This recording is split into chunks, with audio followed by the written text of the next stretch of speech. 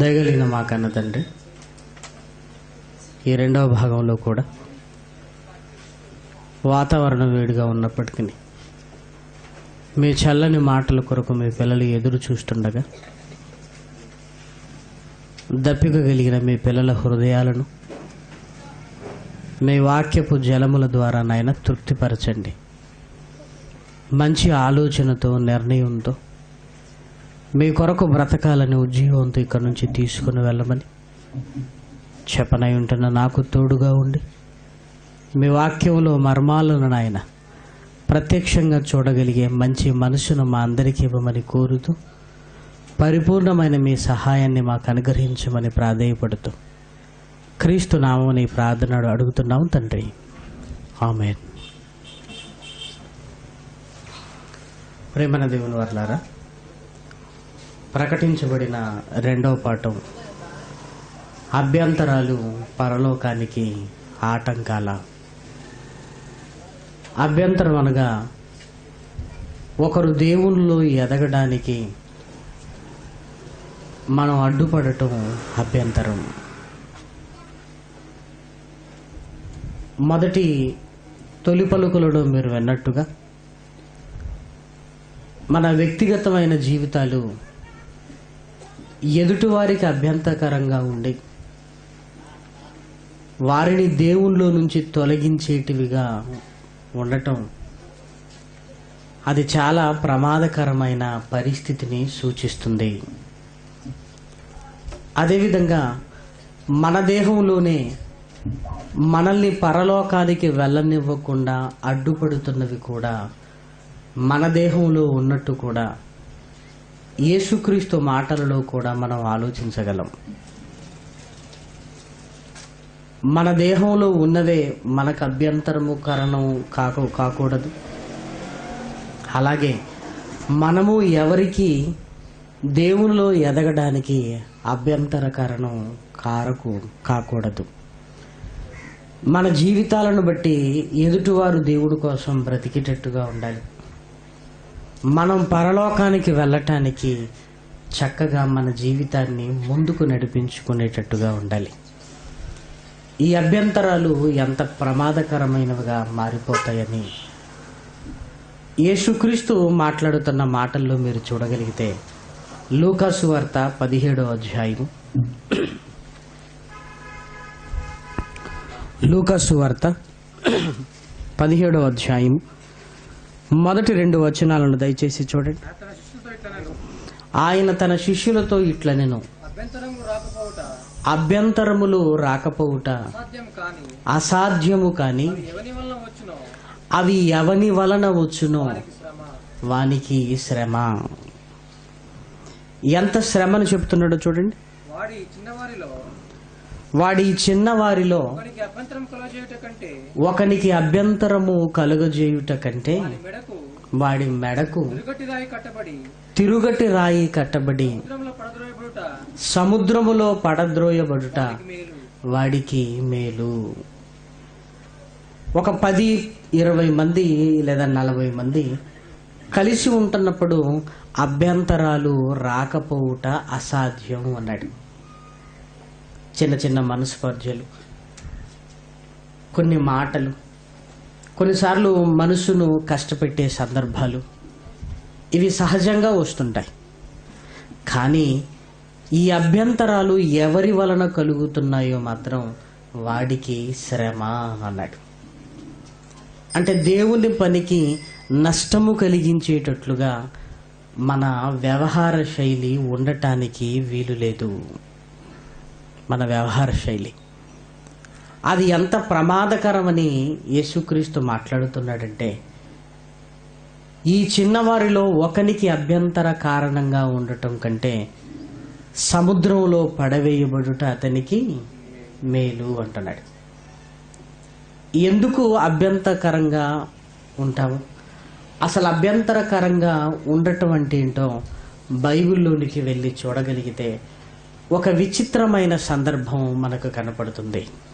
చాలాసార్లు మనం చదువుకునేదే సందర్భాను సహితంగా ఈరోజు మనం చూడగలిగితే మార్కు సువార్త 9వ అధ్యాయంలో అభ్యంతరం అంటే అసలు ఏంటో చెబుతున్నాడు. మార్కు సువార్త 9వ అధ్యాయము 38, 39, 40, 41. అంతటి యోహాను, బోధకుడా, ఒకడు నీ పేరిట దయ్యములను వెళ్ళగొట్టుట చూచితివి. వాడు మనల్ని వెంబడించిన వాడు కాడు గనుక వానిని ఆటంకపరిచితిమని చెప్పెను.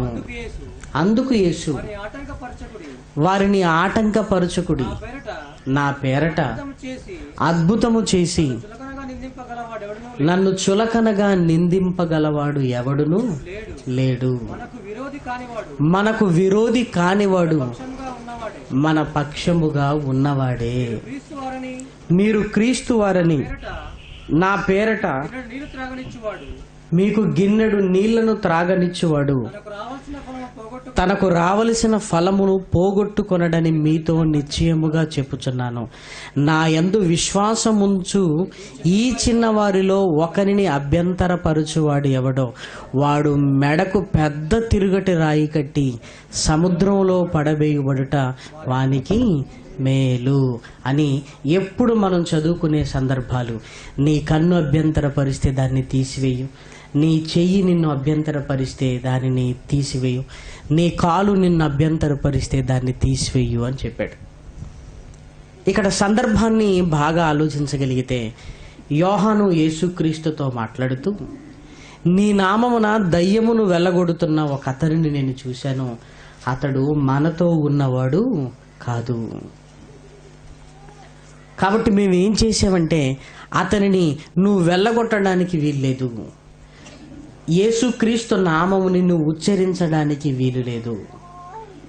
ఆయనతో ఉంటూ ఆయనతో నేర్చుకుంటున్న మేమే ఈ అధికారాన్ని కలిగిన వారము అని మేమేం చేసామంటే అతనిని నీ పేరు ఉచ్చరింపకూడదు, దయ్యములను వెళ్ళగొట్టకూడదు అని మేము అభ్యంతరపరిచాము అన్నారు. అంటే శిష్యులకున్న ఆలోచన ఏంటంటే యేసుక్రీస్తు నామాన్ని బట్టి దయ్యములను ఆయనతో ఉంటున్న మేమే వెళ్ళగొట్టాలి. మాతో కూడా లేని యేసుక్రీస్తు అంటే ఎవరో సరిగా తెలియని ఒక వ్యక్తి ఆయన నామాన్ని ఉచ్చరించటం అనేది సహించుకోలేకపోయారు.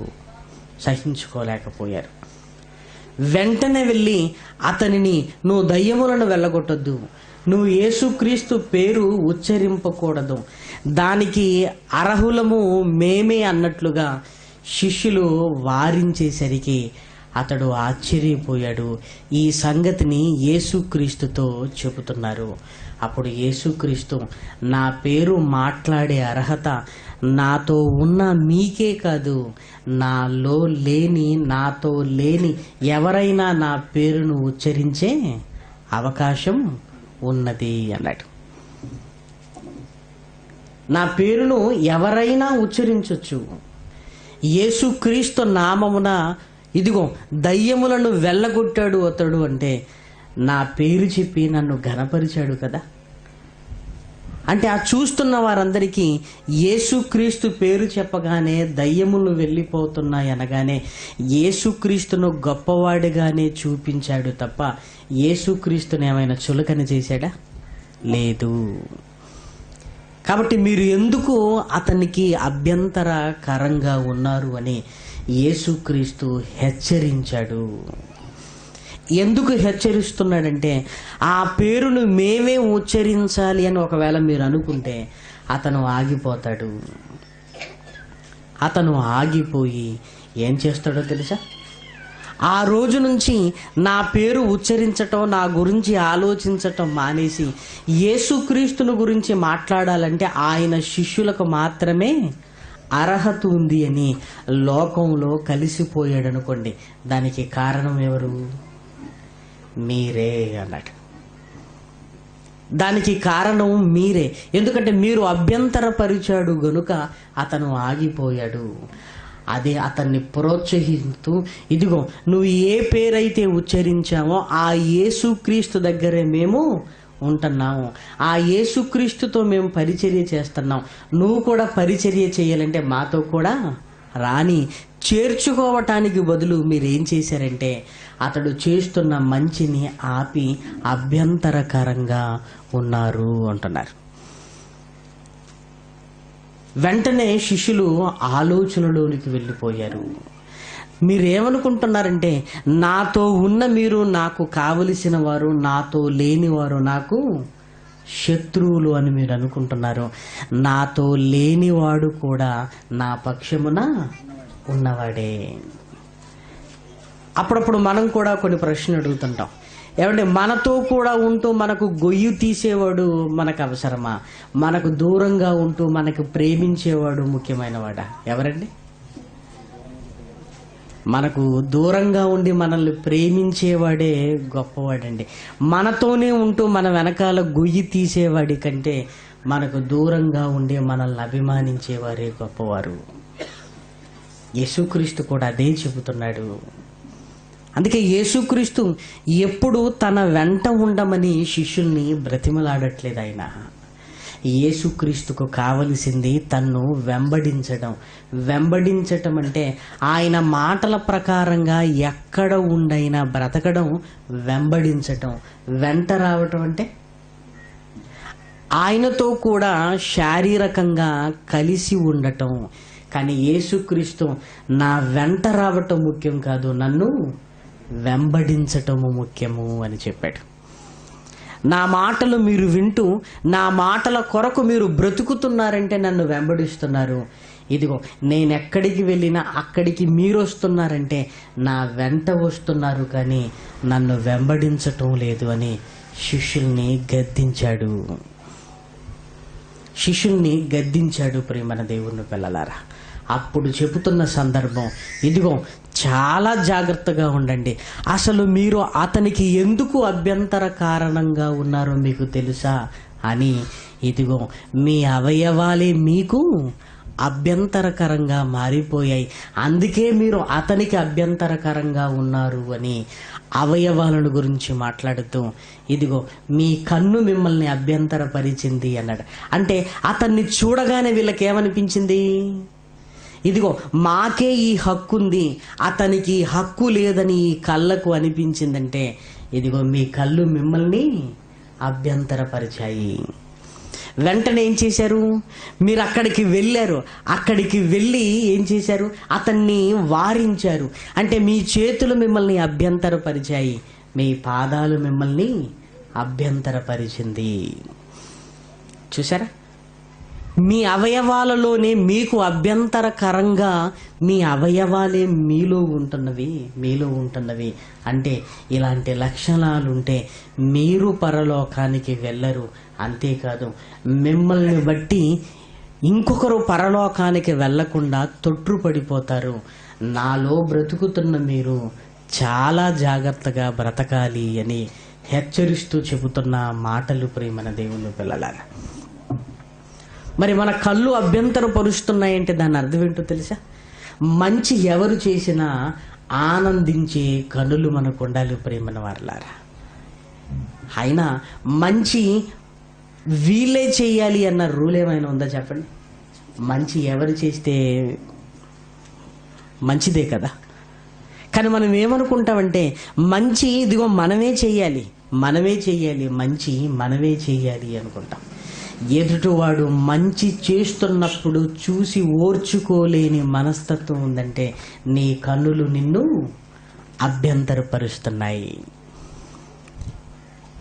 ఎదుటివాడు మంచి చేస్తున్నాడు అన్నప్పుడు చూసి ఎవరైతే ఏంటి, మంచి ఎవరైనా చేయాలి, అందరం దేవుని పిల్లలమే కదా అని మనం అనుకుంటున్నామంటే నీ కన్నులు నిన్ను అభ్యంతరపరచటం లేదు.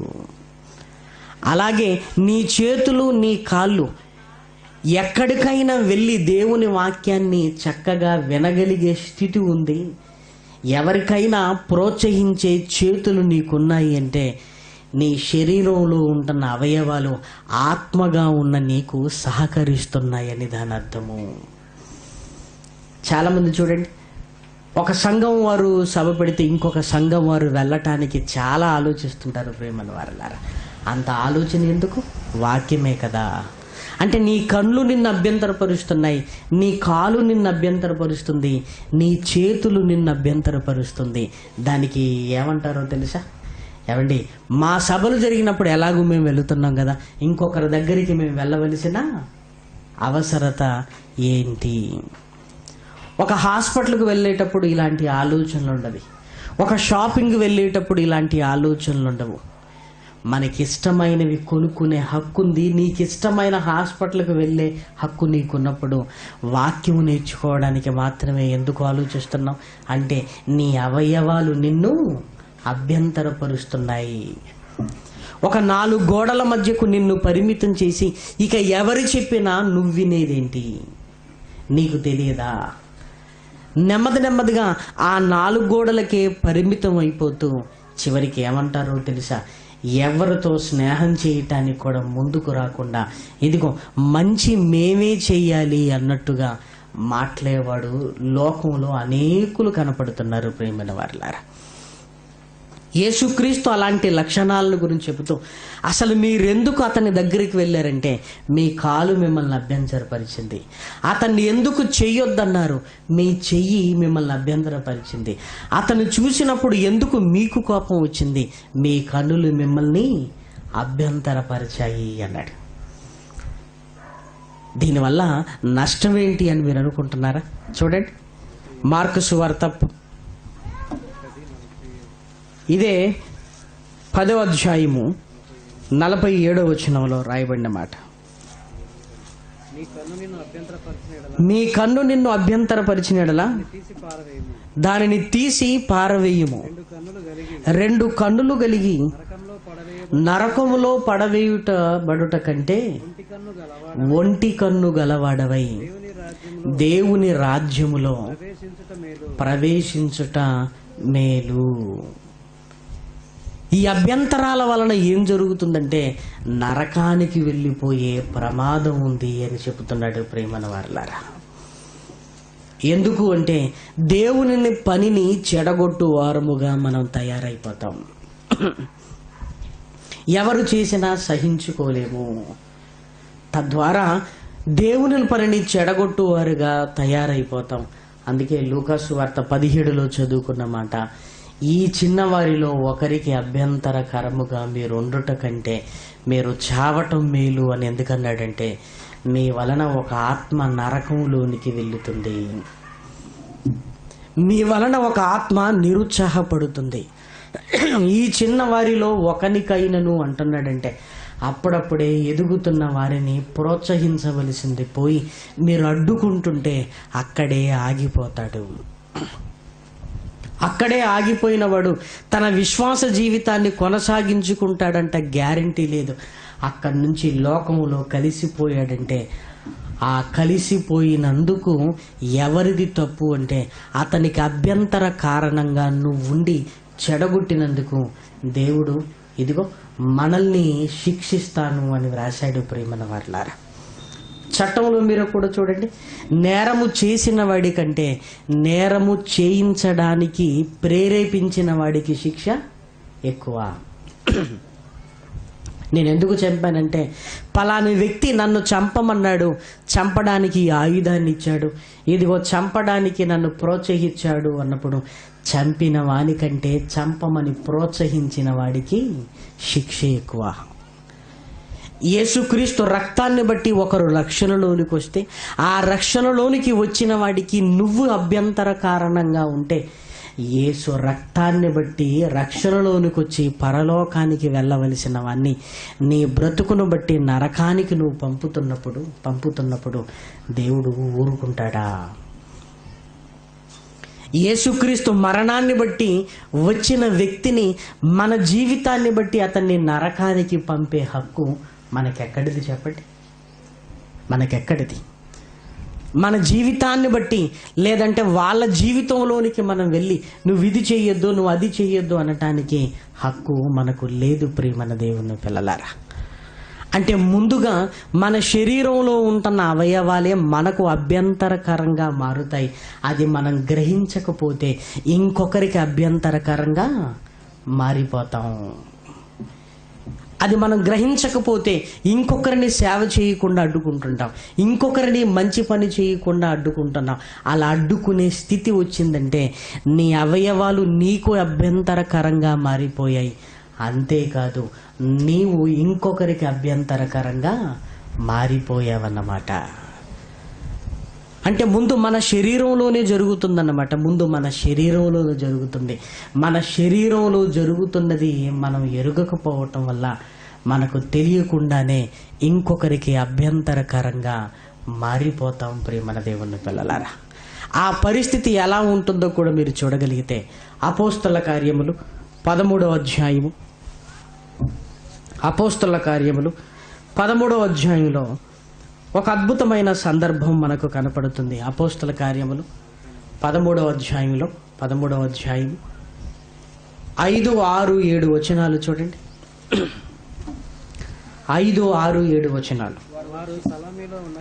వారు సలమీలో ఉండగా యూదుల సమాజ మందిరములలో దేవుని వాక్యము ప్రచురించుచుండిరి. యోహాను వారికి ఉపచారము చేయువాడై ఉండెను. వారు ఆ దీపమందంతటా సంచరించి పాపు అను ఊరికి వచ్చి గారడి వారును అబద్ధ ప్రవక్తయునైనా బరుయేసు అను ఒక యూదుని చూచిరి. ఇతడు వివేకము కలిగిన వాడైనా సెర్గి పౌలు అను అధిపతి యొద్ద ఉండెను. అతడు బర్నబాను సౌలును పిలిపించి దేవుని వాక్యమును వినగోరెను. అయితే ఎలుమ ఆ అధిపతిని విశ్వాసము నుండి తొలగింపవలెనని యత్నము చేసి వారిని ఎదిరించెను. ఎలుమాను పేరునకు గారడి వాడని అర్థము. ఇక్కడ చూసారా, సువార్త దండయాత్రలో భాగంగా పౌలు బర్నబాలు పనిచేస్తున్న కాలంలో సలమి అనే ద్వీపంలో ఒక అధికారిని యేసు మాటలు ఆకర్షించాయి. పౌలు గారు బర్నబా గారు చక్కగా వాక్యాన్ని వివరించి చెబుతుంటే ఇలాంటి మంచి మాటలు, రక్షణ వాక్యం మేము వినలేదని అతని మనసు ఎప్పుడైతే పౌలు గారి మాటల పట్ల కుదురుకుంటుందో, ఏలుమనే ఒక గారెడు వాడు ఏం చేశాడంటే, ఇప్పుడు ఈ అధిపతి పౌలు గారి మాటలు విని రక్షణలోనికి వెళితే నాకేమైపోద్ది? ఈ ద్వీపంలో నా మాయలను చూసి నాకు డబ్బిచ్చేవారు ఇంకెవరు ఉండరు. ఇప్పుడు నాకు డబ్బు రావాలి అంటే నేనేం చేయాలి? ఈ అధిపతిని పౌలు గారి మాటల వైపుకు వెళ్లకుండా నేను అడ్డుకోవాలి అని మాటి మాటికి ఆ అధిపతి దగ్గరికి వెళుతున్నాడు, మాట్లాడుతున్నాడు, విశ్వాసము నుంచి తొలగించడానికి ప్రయత్నం చేస్తున్నాడు. చూసారా, ఒకరిని విశ్వాసంలోనికి తీసుకొని రావాలంటే చాలా కష్టము. ప్రేమన్న దేవుని పిల్లలారా, ఎన్నో వందల సార్లు దేవుడు తన వాక్యాన్ని వినిపిస్తున్నప్పుడు ఆ వింటున్న మాటలలో ఏదో ఒక మాట అతనిని కదిలించి, ఇక దేవుడు కొరకు నేను బ్రతకాలనుకుంటున్నానన్న నిర్ణయం స్థిరపడుతుండగానే ఎలుమ అధిపతి దగ్గరికి వెళ్ళాడు. వెళ్ళి, మీరు మారుతారా? మీరు మారటం ఏంటి? మీరు మారటం ఏంటి? ఆ పౌలు గారు చెప్పిన బోధ, ఆ బర్నబా చెప్పిన బోధ మీరు మారవలసినంత గొప్పగా ఏమీ లేదు. మీరు నన్ను వెంబడించాలి. మీరు ఇదిగో గారడివాడినైనా నన్ను నమ్ముకోవాలి. ఎందుకు? ఆ గారడివాడుగా అక్కడ స్థిరపడటానికి ఇదిగో అధికారి గనక అధికారే తన వెంట ఉంటే తన జీవనం గతిస్తుంది అని ఒక దుష్టపు ఆలోచన కలిగిన వాడుగా కనపడుతున్నాడు. ప్రేమన వారలారా, పౌలు గారు చాలా బాధపడ్డాడు. ఈ కష్టాలలో, ఈ కన్నీళ్లలో దేవుని కొరకు క్రీస్తు మాటలతో కొంతమందిని సంపాదించాలని ఒక అధికారే మారిపోతున్నాడని మేము సంతోషపడుతుంటే, అధికారి మారితే మిగిలిన వారు కూడా రక్షణలోనికి వస్తారని మేము కోరుకుంటుంటే, అతన్ని విశ్వాసములో నుంచి నువ్వు తొలగిస్తున్నావంటే అతడు మారకుండా నీవు అభ్యంతరకరంగా ఉన్నావు. ఆ కోపంతో పౌలు గారు క్రింది వచనాలలోనికి వెళ్ళగలిగితే శాపగ్రస్తుడుగా చేసినట్లుగా మనకు కనపడుతుంది ప్రేమన వారలారా. 11వ వచనం చూడండి. ఇదిగో ప్రభువు తన చెయ్యి నీ మీద ఎత్తి ఉన్నాడు, నీవు కొంతకాలము గుడ్డివాడవై సూర్యుని చూడకయుందువని చెప్పెను. ఇదిగో దేవుని యొక్క తిన్నని మార్గములను చెడగొట్టుట మానవా? మేమేమో కష్టపడుతూ దేవుని వాక్యాన్ని చెబుతుంటే ఏ కష్టం లేకుండా మాయ మాటలు చెప్పి విశ్వాసంలో నుంచి తొలగించడానికి నువ్వు ప్రయత్నం చేస్తున్నావు. ఇది న్యాయమా? అంతే కదండి. ఒక సభ పెట్టాలంటే 1,00,000 రూపాయల ఖర్చు. 1,00,000 రూపాయల ఖర్చు పెట్టి మనం దేవుని మాటలు చెబుతుంటే రూపాయి ఖర్చు లేకుండా ఇంట్లో కూర్చొని ఏం మాట్లాడతాడు? చెడగొట్టడం ప్రేమన దేవుని పిల్లలారా. 1,00,000 రూపాయలు పెట్టుబడి పెడితే ఒక ఆత్మ దేవుడి దగ్గరకు వచ్చి, ఏమండి వాక్యం బాగుందండి, నిజంగా ఎప్పుడు వినలేదంటున్నప్పుడు సంతోషపడవలసిన వారు ఏం చేస్తున్నారో తెలుసా? ఎక్కడ వీళ్ళు వాళ్ళ వైపు తిరుగుతారో అని ఆలోచించి మళ్ళీ వాళ్ళ ఇంటికి వెళ్ళి కూర్చోబెట్టి చెప్పండి, వాక్యం బాగుంది అనుకుంటున్నారా? ఆ చెప్పిన ఆయన గురించి మీకు తెలుసా అంటే అర్థం ఏంటి? ఆ చెప్పిన మాటలన్నీ ఎక్కడో ఎగిరిపోవాలి. అలాంటోడా నేను ఏదో అనుకున్నాను. మనుషులు ఏమనుకుంటాడు తెలుసా? తొందరపడ్డాను నేనే అంటే మారవలసినంత అవసరత లేదు. చెప్పే వాళ్ళే ఇలా ఉంటే ఇక రేపొద్దున మనం మారితే మాత్రం ఉండగలుగుతామా? చూసారా ఎలుమ ఎంత భయంకరమైన పని చేస్తున్నాడో పౌలు గారికి చాలా బాధేసింది ప్రేమన వారలారా. ఏమంటే ఎవరు చెడగొడతారో తెలుసా? కనడానికి కష్టపడిన వాడు ఎక్కడున్నా దేవునిలో ఉంటే చాలే అనుకుంటాడు. కానీ చెడగొట్టాలనుకున్న వాడికి కనే కష్టము తెలియదు ప్రేమన వారలారా. సొలొమోను గారి దగ్గరికి 2 తల్లులు వచ్చారట. వచ్చి ఇదిగో నా బిడ్డను పోట్లాడుకుంటున్నప్పుడు ఎవరి బిడ్డో తెలియక ఈ బిడ్డను 2 ముక్కలు చేసి సరిసగం ఇవ్వండి అన్నప్పుడు కన్న తల్లి ఏమందట? వద్దు, ఆమెకే ఇవ్వండి. ఎందుకు? నా బిడ్డ నా దగ్గర ఉండకపోయినా పర్వాలేదు, చావకూడదు, ఆమె దగ్గర ఉన్నా పర్వాలేదు. ఎందుకు అలా అనుకున్నదన్నప్పుడు తన బిడ్డ మీదున్న మమకారం ప్రేమన దేవుని పిల్లలారా. ఇంకొక తల్లి అలా అనలేదు. నా బిడ్డ చనిపోయింది గనుక ఈమె బిడ్డ కూడా చావలను కోరుకొని ఇదిగో చెరో ముక్క ఇప్పించండి, ఈ న్యాయమే బాగుంది అందట. ఈరోజు సమాజంలో జరుగుతున్నవి కూడా అదే ప్రేమన వారలారా. నిజంగా కష్టపడి వాక్యములోనికి తీసుకొచ్చిన వారికి ఎలా ఉంటుందో తెలుసా? మన దగ్గరికి రాకపోయినా ఎక్కడికి వెళ్ళినా దేవునిలో ఉంటే బాగుండు. వారు ఎక్కడికి వెళ్ళినా మన దగ్గరికి రాకపోయినా పర్వాలేదు, మారు మనసు అయితే పొంది బ్యాప్టిజం తీసుకున్నారు కదా, ఎక్కడున్నా దేవునిలో ఉంటే బాగుండు అనుకుంటారండి. కానీ చెడగొట్టేవాడికి అసలు దేవునిలో నువ్వు ఉండకూడదు అనుకున్నాడు గనుకనే వాక్యము కాకుండా మిగిలిన విషయాలు నీతో మాట్లాడుతున్నాడంటే ఎందుకు మాట్లాడుతున్నాడు? నీకు తెలుసో తెలియదో, మిమ్మల్ని డెవలప్ చేసేవాడు ఎక్కువగా మీతో వాక్యం మాట్లాడుతుంటాడు, మిమ్మల్ని చెడగొట్టేవాడు ఎక్కువగా మీతో లోకం మాట్లాడుతుంటాడు. ఇవే గుర్తులండి మీకు 2. ఎవడు మిమ్మల్ని చెడగొడుతున్నాడో, ఎవరు మిమ్మల్ని ప్రోత్సహిస్తున్నారో మీకు ఒక్కటే గుర్తు. మిమ్మల్ని నిజంగా దేవుల్లో పెంచాలనుకున్నవాడు ఎప్పుడు మీతో వాక్యము మాట్లాడుతుంటాడు. పలాని చోట ఇలా జరిగింది కదా, పలాని చోట అలా జరిగింది కదా. ఆ సందర్భం రాగానే వాక్యాన్ని కలిపి మిమ్మల్ని హెచ్చరించడానికి, వాక్యాన్ని జోడించి మిమ్మల్ని ఆదరించడానికి, వాక్య ప్రకారంగా మిమ్మల్ని ఎదిగింప చేయడానికి ప్రయత్నం చేస్తుంటాడు. అసలు పరిస్థితులు ఏం బాగోలేవన్నా అనగానే ప్రోత్సహించేవాడు క్రైస్తవులం కదా, మనకి ఎలానే ఉంటుంది, ఇంతకంటే పరిస్థితులు భయంకరంగా ఉన్నా మనము దేవునిలో ఉండాలి. యోబు గారి గురించి తెలుసు కదా నీకు అనేసరికి నిజమే కదా అనుకుంటాం.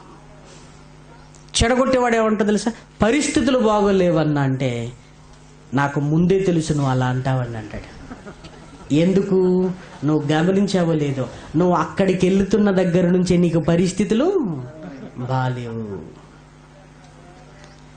కాకపోతే నా మాట అబద్ధమైతే ఇంటికి వెళ్ళి ఆలోచించు. నువ్వు అక్కడికి వెళ్ళిన దగ్గర నుంచే నీ పరిస్థితులు బాగలేవు. నీ పరిస్థితులు ఎప్పుడు బాగుంటాయి అంటే అప్పుడు నువ్వు ఎక్కడికి వెళ్తున్నావు అక్కడికి నువ్వు మానేస్తే నీ పరిస్థితులు బాగుంటాయి. నీ పరిస్థితులు బాగుంటాయి. చెడగొట్టేవాడు చూసారా? నిన్ను ప్రోత్సహించేవాడు వాక్యాన్ని బట్టి నీకు ఆదరణకరమైన మాటలు చెబుతుంటే, చెడగొట్టేవాడు లోకాన్ని మన కళ్ళ ముందుకు తీసుకొస్తాడు. ప్రియమైన వారలారా, లోకంలో ఉంటున్న మాటలు చెబుతున్నప్పుడు మనకు కూడా ఎలా అనిపిస్తుంది అంటే, ప్రియమైన వారలారా, మన మేలు కోరేవారు ఎంతకంటే ఇంకొకరు లేరు అనిపిస్తుంది. రెండో చెప్పుకుంటారా, మన మేలు కోరేవాడు నువ్వు డబ్బులు ఇచ్చినా తీసుకోడండి, నీ కీడు కోరేవాడు అడిగి మరీ తీసుకుంటాడు. రెండవది, నువ్వు మంచితనంతో ఉన్నప్పుడు ఇది ఎందుకైనా మంచిది ఉంచండి అన్నగానే ఎందుకులేండి వద్దులేండి, ఎందుకంటే ఈ డబ్బు వల్లనే ఈ బంధాలన్నీ తెగిపోతాయి. ప్రియమైన వారలారా, డబ్బు ఎప్పుడు వస్తుందో ఆ డబ్బుతోనే బంధాలు బంధుత్వాలు అన్నీ తెగిపోతాయండి, అన్నీ తెగిపోతాయి. ఎందుకంటే ధనం ఏమన్నాడో తెలుసా? సమస్త కీడులకు మూలం అన్నాడు.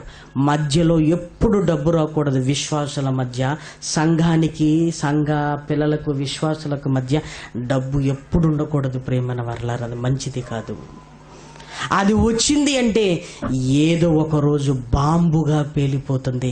ఆ రోజు ఏం చేస్తామో తెలుసా? మనం వారిని అంటున్నాం, వారు మనల్ని అంటున్నాం, ఏదో ఒక రోజు అయిపోతుంది ప్రియమైన వారలారా. ఎందుకంటే ధనం వల్ల నాశనం అయిపోయారు. ఎన్ని వందల మంది ఉన్నారో బైబిల్లోనికి చూస్తుంటే, ఎన్నో వందల మంది. అభ్యంతరాలు అభ్యంతరాలు అభ్యంతరాలు మనల్ని చెడగొట్టడానికి లోకంలో ఉన్నవాడు మనకు మేలుకరంగా మాట్లాడుతున్నట్టుగా కనపడుతుంది, కానీ ఆ మేలు వెనకాల కీడు. ఒకరోజు హైదరాబాద్లో YWCకు వెళ్ళినప్పుడు ఒక అతను ఫోన్ చేసి సీడీలు కావాలన్నా అన్నాడు. నీ గొంతు విన్నట్టుంది తమ్ముడు, ఏంటంటే ఇంతకుముందు నేను వచ్చేవాడిని అన్నా అన్నాడు. మరి ఇంతకు ముందు వచ్చేవాడు ఇప్పుడు ఎందుకు మానేశావు అన్నాను. ఏం లేదన్నా, ఒక బ్రదర్ మంచి సలహా ఇచ్చారు అన్నారు. ఏంటి ఆ సలహా అన్నాను. అంటే ఏమన్నాడో తెలుసా? అతడు 2 hours అండి, 2 గంటలు బస్సులో ప్రయాణం చేసి ఆరాధనకు వచ్చి మళ్ళీ బస్సులో 2 గంటలు ప్రయాణం చేసి వెళ్ళిపోయాడు. కేవలం ఆరాధన కొరకే 4 hours కష్టపడేవాడు. ప్రేమన వారలారా, ఒకరోజు బస్సులో ఉన్నప్పుడు ఫోన్ వచ్చిందట. ఎక్కడికి వెళుతున్నామంటే ఆరాధనకి వెళుతున్నాం. ఎందుకు అన్నాడట. వాక్యం వినటానికి అన్నాడట. ఎందుకు అంటే వాక్యం వినటానికి. అప్పుడు చెప్పాడట, నువ్వు వెళ్ళేది ఖచ్చితంగా వాక్యం వినటానికి అయితే వెళ్ళటానికి 4 గంటలు ఎందుకు కష్టపడాలి? ఎలాగో రికార్డింగ్ చేస్తారు కదా, సీడీలు తెప్పించుకోండి, ఇంట్లో కూర్చుంటే అయిపోద్ది కదా. ఎలాగో ఆ సీడీలు రప్పించుకొని ఎక్కడ కూర్చొని? ఇంట్లో కూర్చొని నువ్వు టీవీలో వేసుకుంటే వాక్యం ఎలాగో విన్నట్టే. 4 గంటలు దీని కొరకు వేస్ట్ చేయటం ఏం బాగుంది? అప్పుడు అనిపించిందట, ఈ సలహా ఏదో చాలా బాగుంది, అందుకే రావటం మానేశానన్నా, అందుకే సీడీలు అడుగుతున్నాను అంటున్నాడు. ఆ అమాయకత్వాన్ని చూస్తున్నప్పుడు చాలా జాలేసింది ప్రేమల వారలారా. అదేదో మంచి సలహాను కొన్ని సంబరపడిపోతున్నారు చూసారా. ఆయననేమో 4 గంటలు వేస్ట్ చేస్తే ఇప్పుడు సలహా ఇచ్చి సీడీలను రప్పించుకొని ఇంట్లో కూర్చుంటే నువ్వు వినియొచ్చు కదా. నిజం చెప్పండి, సహవాసంలో కూర్చొని విన్నంత ఆనందం ఇంట్లో కూర్చొని వినగలమా ప్రేమన వారలారా? ఇదిగో ఇక్కడ సహవాసంలో ఉన్నప్పుడు ఏం చేస్తారంటే మీ సెల్ అన్ని ఇప్పుడు ఆఫ్లోనే ఉన్నాయి. అదే ఇంట్లో సెల్ ఆఫ్ చేసుకుని వింటారా? వినము. మెసేజ్ ఆఫ్ చేస్తాం ఎవరైనా రాగానే కదా. ఎలాగో పాస్ బటన్ ఉంది కదా, అలా నొక్కేసామనుకోండి,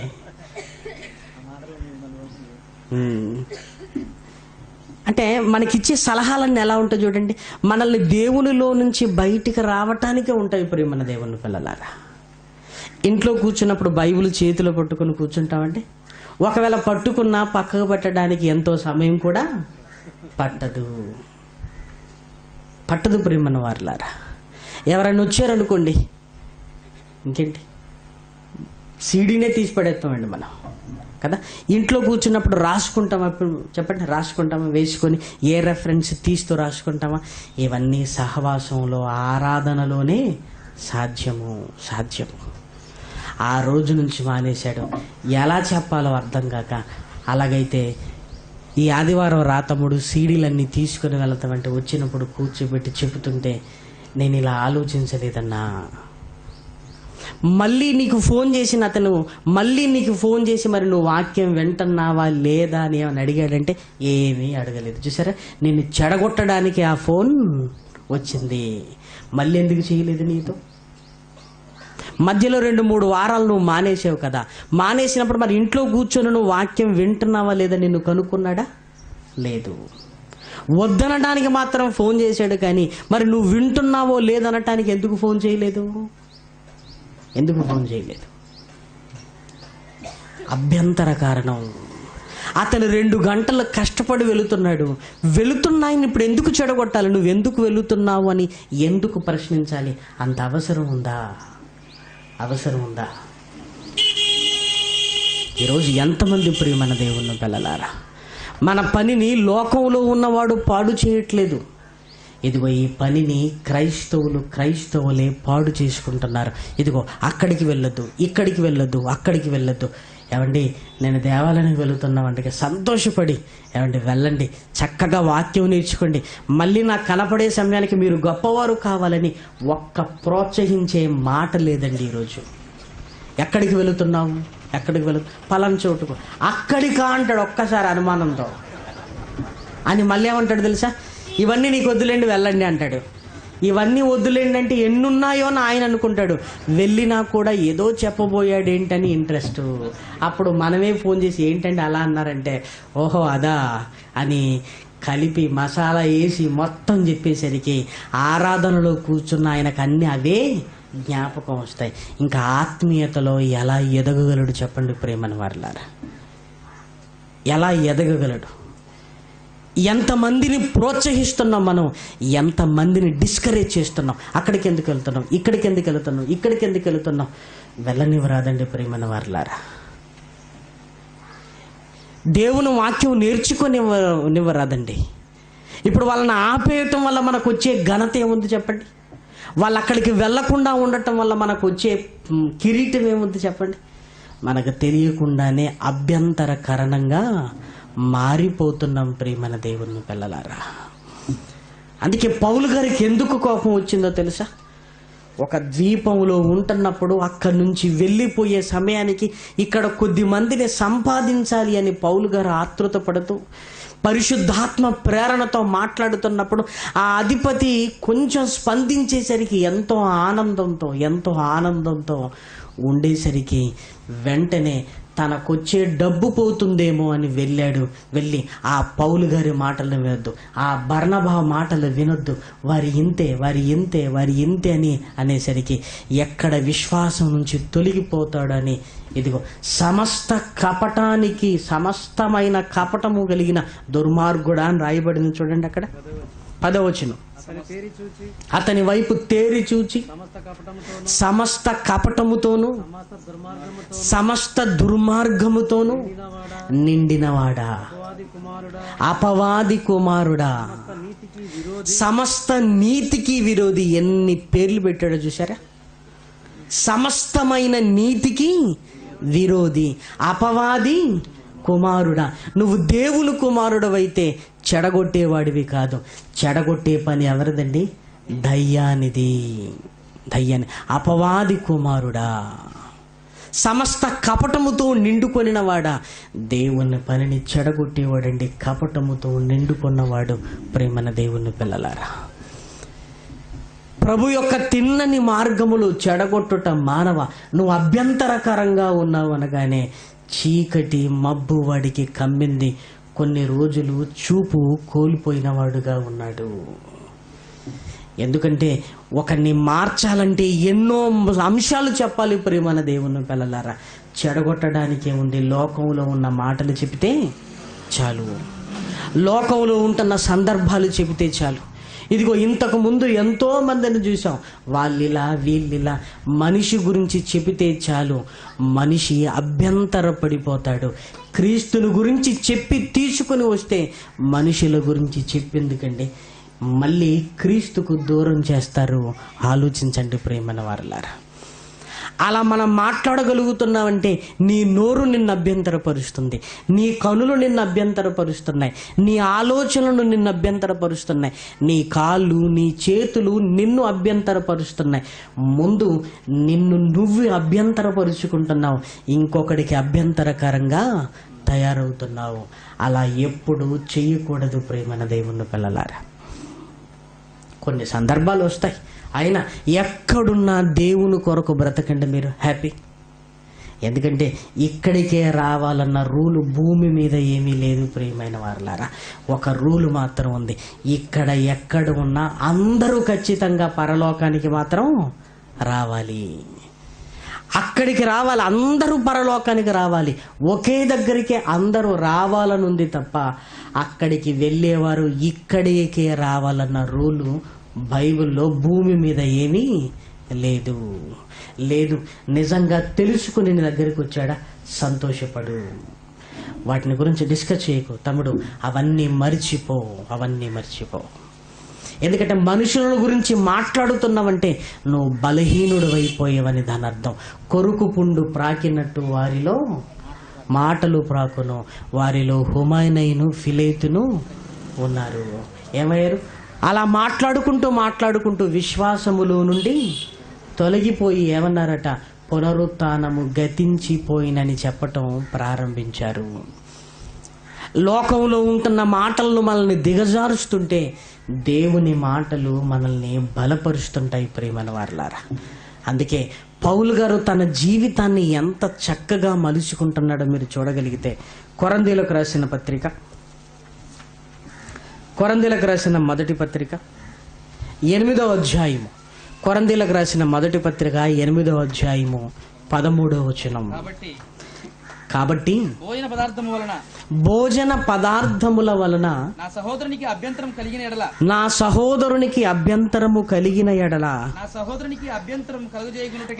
సహోదరునికి అభ్యంతరము కలుగజేయుటకుండుటకై నేనెన్నటికీ మాంసము తినను. ఏమంటే బైబిల్ ప్రకారం మాంసము తినటం తప్ప?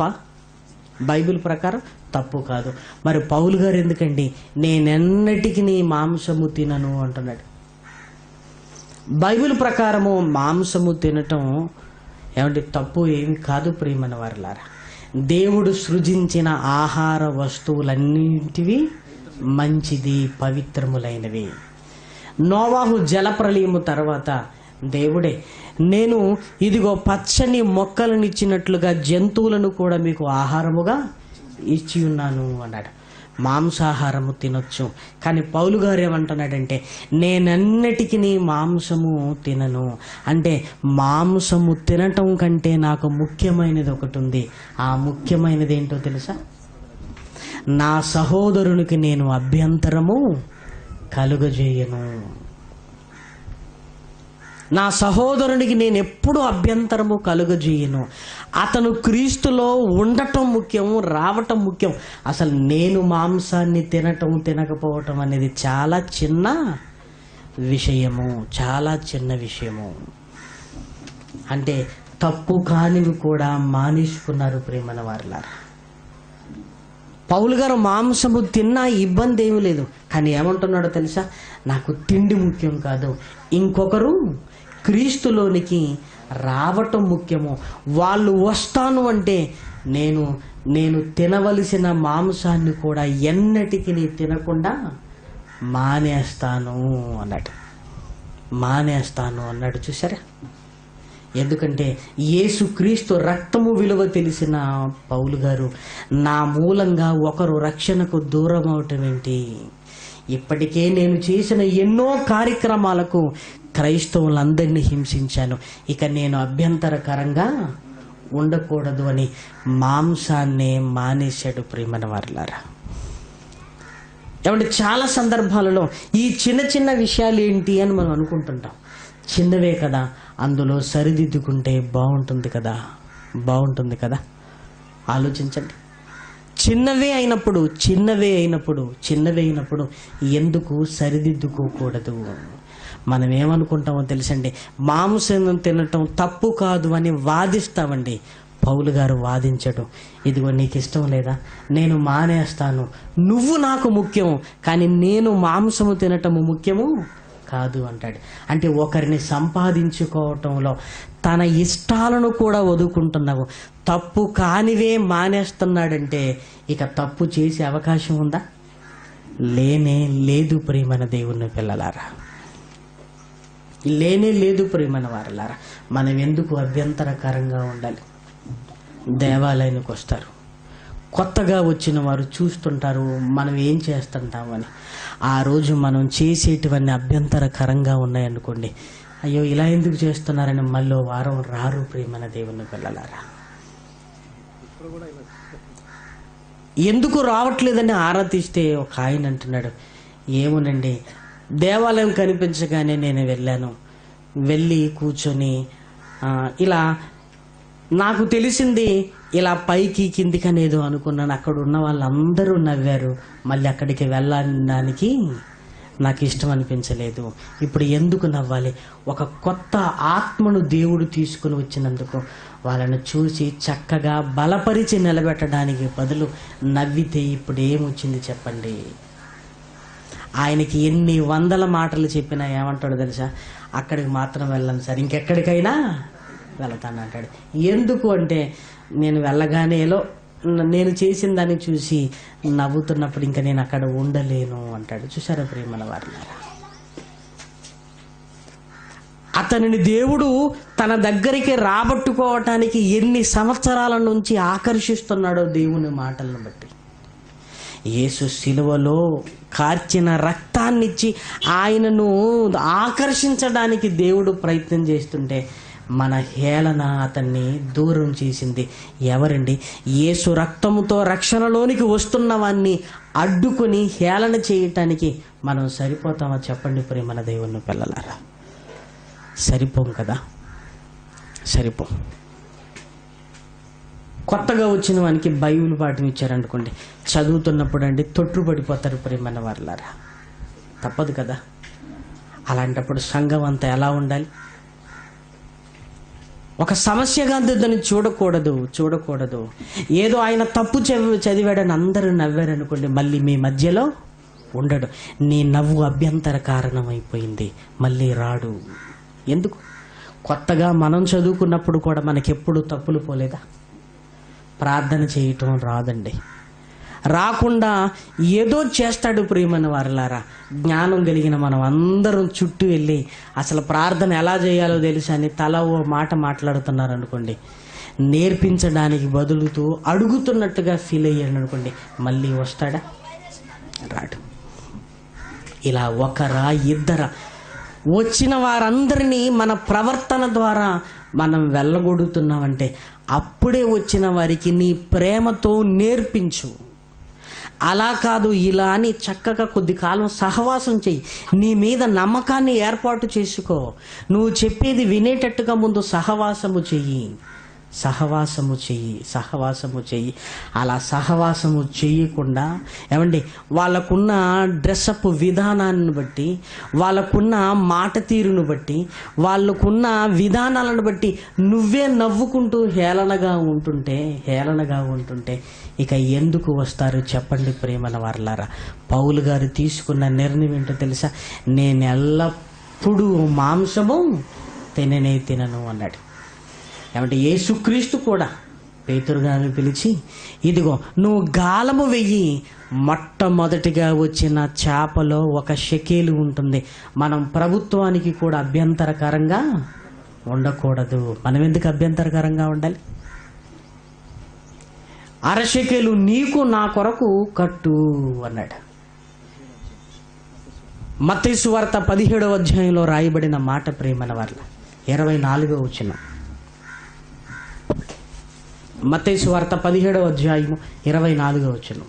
వారు కపెర్నహూముకు వచ్చినప్పుడు 6 షెకెలు అను పన్ను వసూలు చేయువారు పేతురునొద్దకు వచ్చి మీ బోధకుడు ఈ 6 షెకెలు చెల్లింపడా ఈ 6 షెకెలు చెల్లింపడా అని అడుగగా చెల్లించుననెను.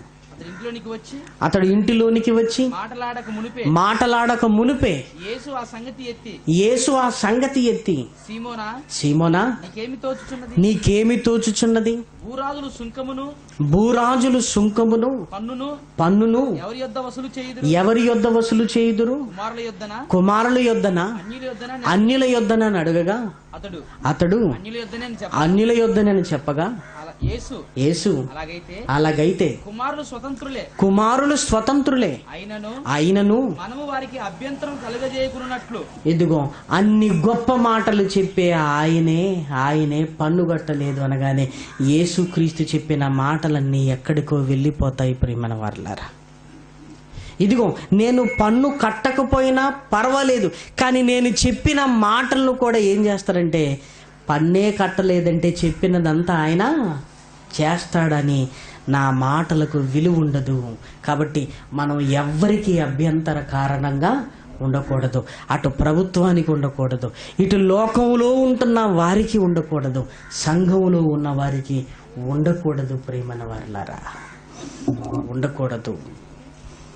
ఒకరోజు ఏలూరు నుంచి ఒక అతను ప్రార్థన సహాయాన్ని కోరాడంటే ఏం చేయమన్నాడంటే, ఇక్కడ ఒక స్థలం గురించి కోర్టులో కేసు అవుతుందండి, కొంచెం ప్రార్థన చేయండి సార్ అన్నారు. ఏమంటే స్థలం అంటున్నారు, కోర్టు అంటున్నారు, ఏమని చెయ్యాలి అంటే ఆ స్థలం మనకే రావాలి అన్నాడు. అప్పుడు నేను ఒక మాట అడిగాను, ఏమండి ఆ స్థలం నిజంగా మనదేనా అన్నాను. అంటే ఏమన్నాడో తెలుసా? ఏమండి సగం మనది, సగం గవర్నమెంట్ భూమి అండి. ఇప్పుడు మొత్తం కలిపి దేవాలయాన్ని కట్టాలని నేను అనుకుంటున్నాను, దేవాలయాన్ని కట్టడానికి వాళ్ళు అడ్డుకుంటున్నారండి అంటున్నాడు. ఏమండి నీది అనుకున్న దాంట్లో నువ్వు కట్టరాదండి, మిగిలినది ఆక్రమించుకొని కడితే దేవునికి ఏమైనా ఘనత? ఆలోచించండి ఒక్కసారి. అంటే ఆయన ఉద్దేశం ఏంటంటే దేవాలయం అనగానే ఎవరు ముందుకు రారు, కాబట్టి ఆ స్థలం కూడా ఏమైపోద్ది? మనదైపోద్ది. మనదంటే నాకు కదా సార్, దేవునికి. అంటే దేవునికి నువ్వు కబ్జా చేసిన స్థలం కావాలన్నమాట. కొనివ్వలేవా? ఏమని ప్రార్థన చేయాలి చెప్పండి ప్రియమైన వారలారా? దేవా ఆక్రమించుకున్న భూమి నీదే నాయనా, నీదే అని చేయాలా? ఏమని చేయాలి? రేపొద్దున అక్కడ దేవాలయం కడితే ఎవరైనా వచ్చి ఇదిగో మీరు చెప్పే మాటలు కది, ఈ దేవాలయమే ఆక్రమించుకున్న భూమిలో కట్టిన మీరు మాకు చెబుతారా అన్నప్పుడు ఏం బాగుంటుంది చెప్పండి ప్రియమైన వారలారా? ఏం బాగుంటుంది చెప్పండి? సమస్యలు ముందు రావండి, తర్వాత సమస్యలు వచ్చినప్పుడు ఈ తల ఎక్కడ పెట్టుకోవాలో మనకు అర్థము కాదు ప్రియమైన వారలారా. ముందు సమస్యలు రావు ప్రియమైన వారలారా, తర్వాత సమస్యలు వస్తే ఈ తల ఎక్కడ, ఎంత తల తీసేసినట్లు అయిపోద్దంటే, ఎంత వాక్యం చెబుతున్నా నీకు ఇది తెలియదని ఒకరు అన్నారు అనుకోండి, ఇంకెందుకండి మన బతుకు? ఇంకెందుకు? ఇంక అవసరం లేదు కదా అంత మాట అనిపించుకోవడానికైనా. ఎందుకు అభ్యంతర కారణంగా ఉండాలి? అది మనది కాదని తెలిసిన తర్వాత ఎందుకయ్యా కోర్టులు? అంటే దేవుడు ఇప్పుడు అన్యాయం చేసి అది నీకు రప్పించడానికా? ఎందుకు చెప్పండి? మంచిగా ఉంటున్న మనకి ఎందుకు ఇంత దుర్బుద్ధితో కూడిన ఆలోచనలు? ఆ చిన్న దాంట్లో నలుగురు కూడుకున్నా, నీది అంటున్నావు కదా, అందులో నలుగురు కూడుకున్న దేవునికి మహిమే. ఆక్రమించుకున్న దాంట్లో కట్టినంత మాత్రాన ఏమంటే గొడవలైపోయి చివరికి అక్కడ కూర్చున్న వారికి ఇది మందిరం అన్న భావనే చివరికి ఉండదు ప్రియమైన దేవుని పిల్లలారా, ఉండదు. ఎందుకు చెప్పండి? ఎవ్వరికి అభ్యంతర కారణంగా ఉండొద్దు. ఉంటున్నావంటే దాని అర్థం ఏంటో తెలుసా? నీ కన్నే నిన్ను అభ్యంతరపరుస్తుంది, నీ చెయ్యి, నీ కాలు, నీ నోరే నిన్ను అభ్యంతరపరుస్తుంది. అలా ఉండకూడదు. ఒకరోజు బాప్టిజం ఇచ్చి యోహాను గారిలో కూడా అభ్యంతరం స్టార్ట్ అయిందండి. రాబో వాడవు నీవేనా, లేక మరి ఒకరి కొరకు మేము ఎదురు చూడాలి అన్నప్పుడు యేసుక్రీస్తు ఆశ్చర్యపోయి ఒక మాట అన్నాడు, నా విషయమై అభ్యంతర పడనివాడు ధన్యుడు అన్నాడు. ఎందుకు అభ్యంతర పడ్డాడో తెలుసా? ఆ సందర్భం చూస్తారా? మత్తయి గారు రాసిన సువార్త 11వ అధ్యాయం. మత్తయి గారు రాసిన సువార్త 11వ అధ్యాయం 6వ వచనం. మరియు నా విషయమై అభ్యంతర పడినవాడు నా విషయమై అభ్యంతరపడని వాడు ధన్యుడని ఉత్తరమిచ్చెను. ధన్యుడని ఉత్తరమిచ్చెను. యోహాను గారు ఎందుకు అభ్యంతర పడ్డాడంటే, చెరసాలలోనికి వెళ్ళేసరికి ఏమనుకున్నాడో తెలుసా? అసలు మేము ఎదురు చూడవలసింది ఈయనేనా కాదా అనుకున్నాడు. అప్పుడు యేసుక్రీస్తు అన్నాడు, ఇదిగో నువ్వే అభ్యంతర పడ్డావంటే నిన్ను బట్టి నా విషయంలో ఎంతో మంది అభ్యంతర పడతారు. యోహానును వెంబడిస్తున్న శిష్యులకి అభ్యంతరం రాదా? చూసారా? చివరికి దేవునిలో లేకుండా పోయే ప్రమాదం వస్తుంది. ప్రియమైన దేవుని పిల్లలారా, దేవునిలోనికి వెళ్ళిపోయే, దేవునిలో లేకుండా వెళ్ళిపోయే భయంకరమైన పరిస్థితి వస్తుంది. వెంటనే ఇదిగో నేను చెప్పటం కాదు, మీరు చూసిన వాటిని, మీరు విన్న వాటిని వెళ్ళి యోహానుకు తెలియచేయండి అన్నాడు. వెంటనే యోహాను సరిదిద్దుకున్నాడు. పరలోక రాజ్యంలో ఇదిగో అల్పుడుగా ఎంచబడ్డాడు. ఇక మన విషయానికి రాగానే మన కన్నులే మనల్ని అభ్యంతరపరుస్తున్నాయంటే, అభ్యంతరపరుస్తున్నప్పుడు వెళ్ళి నరకానికి వెళ్ళటం కంటే ఇదిగో నీ కన్ను తీసివేయటం మంచిది, నీ చెయ్యి నరికి వేసుకోవటం మంచిది, నీ కాలు నరికి వేసుకోవటం మంచిది అన్నాడు. ఎందుకంటే అన్ని అవయవాలు కలిగి నరకంలో ప్రవేశించట కంటే ఒక అవయవాన్ని కోల్పోయిన జీవములో ప్రవేశించటం మేలు. అంటే అభ్యంతరాలు ఆటంకంగా మారుతున్నాయి. ఏమండి, ఈ ఎలుమల మన జీవితాలు ఉండకూడదు. ప్రియమైన వారలారా, యేసులా మన జీవితాలు ఉండాలి. యేసు జీవితం ఎవ్వరికీ అభ్యంతరకరణంగా లేదు. ఆయనను బట్టి దేవునిలోనికి రావటమే తప్ప ఆయనను చూసి నేను దేవునిలోనికి రాకూడదని ఎవ్వరూ అభ్యంతరపడలేదు. పౌలు గారు కూడా ఇదిగో నేను ఎవ్వరికీ అభ్యంతరకరంగా ఉండను, ఆయన శిలువలో కార్చిన రక్తానికి నా జీవితం అడ్డుగా ఉండకూడదని నేనెప్పటికీ మాంసము తినను అన్నాడు. ఒకరోజు పేతురు గారిని ఇదిగో నీవు నాకు అభ్యంతరకరంగా ఉన్నావు అని యేసు గద్దించాడు. ఎందుకో తెలుసా?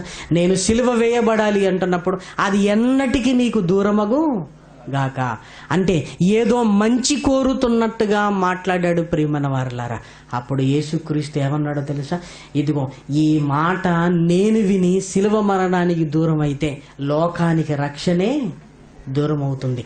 నీవు నాకు అభ్యంతరకరంగా ఉన్నావు అని సాతానా నా వెనక్కి పో అన్నాడు. అంటే సాతాను లక్షణం అభ్యంతర పెట్టడం. మనం ఎవరినైనా అభ్యంతర పెడుతున్నామంటే ఆ లక్షణం మనలో ఉందన్నమాట. చివరికి మన అవయవాలే మనకు అభ్యంతర కారణంగా ఉండకూడదు. కాబట్టి ప్రియమైన దేవుని పిల్లలారా, ఈ మాటలన్నీ చదువుతున్నప్పుడు పరోక్షంగా దేవుని పనిని మన మాట ద్వారా, మనం బ్రతుకు ద్వారా మనం పాడు చేయకూడదు. ప్రియమైన దేవుని పిల్లలారా, అంతకంటే దౌర్భాగ్యపు పరిస్థితి మరొకటి లేదు. ఎలుమల మన జీవితాలు ఉండకూడదు. యేసుక్రీస్తులా ఉండాలి. ప్రభుత్వానికి కానివ్వండి, పక్కవారికి కానివ్వండి, ఎక్కడ అభ్యంతరకరంగా లేకుండా యేసుక్రీస్తు తన జీవితాన్ని ముందుకు తీసుకుని వెళ్ళాడు. పేతురును కూడా ఆ సందర్భంలోనే గద్దించాడు. నీవు మనుషుల సంగతులను ఆలోచిస్తున్నావు కానీ దేవుని సంగతులను నీకు లేదు. నేను బాగుండాలని నువ్వు కోరుకుంటున్నావు కానీ నేను చనిపోతే లోకానికి రక్షణ, నీలాగే నేను కూడా బాగుండాలని నీ మాటను బట్టి నేను అనుకుంటే లోకానికి రక్షణే రాదు. నీవు నాకు అభ్యంతర కారణంగా ఉన్నావు. ఇదిగో ఇలాంటి మాటలు ఇంకొకసారి నాకు మేలు కలిగించేలా నువ్వు మాట్లాడటానికి వీలు లేదు అనగానే పేతురు గారు కూడా సెట్ అయిపోయాడు. ప్రియమైన వారలారా, కాబట్టి సంఘముగా ఒక 20 మంది, ఒక 30 మంది, ఒక 40 మంది కూడుకుంటున్నప్పుడు ఒకరికంటే ఒకరు యోగ్యులుగా భావించుకోవాలి. నాకంటే అందరూ గొప్పవాళ్ళు అనుకున్నప్పుడే నువ్వు ఉంటావు. ఒకరినొకరు హెచ్చరించుకోవాలి. నాలో ఏదైనా గుణం కనబడినప్పుడు మీరు హెచ్చరించాలి, మీలో కనబడినప్పుడు నేను హెచ్చరించాలి. ఒకరు కంటే ఒకరు యోగ్యులుగా భావించుకోవాలి. నాకంటే వాళ్ళే చక్కగా బ్రతుకుతున్నారు అనుకున్నప్పుడు కలిసి ఉండాలన్న ఆలోచన కలుగుతుంది. నువ్వు నాకు చెప్పేదేంటి అన్నావు అనుకోండి, ఎక్కువ కాలం నువ్వు కలిసి ఉండలేవు ప్రియమైన వారలారా.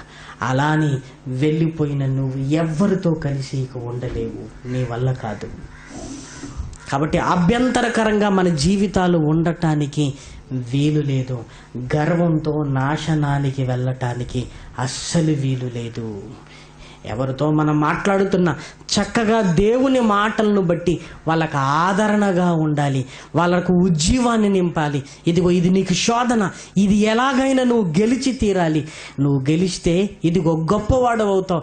అంతా ఇంత ఆనందం కాదని సాతానును గెలిచేలా ప్రోత్సహించాలి ప్రియమైన దేవుని పిల్లలారా. గెలిచేలా.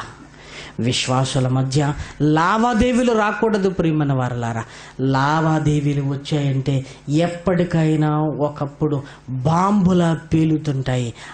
కంటే ధనాపేక్ష సమస్తమైన కీడులకు మూలము. కాబట్టి జాగ్రత్తగా ఉండాలి. ఎవ్వరికి మన జీవితాలు అభ్యంతరకరంగా ఉండటానికి వీలు లేదు. ఇవి మన ఆత్మీయ జీవితంలో మనం పడిపోకుండా ఉండటానికి, మన జీవితాన్ని బట్టి ఎవరూ పడిపోకుండా ఉండటానికి తీసుకోవలసిన జాగ్రత్తలు. ఇవన్నీ మనల్ని మనమే పరీక్షించుకుంటూ దేవుని ఎదుట నమ్మకము కలిగిన వారుగా మనమంతా నిలబడాలి. ప్రార్థన చేసుకుందామండి.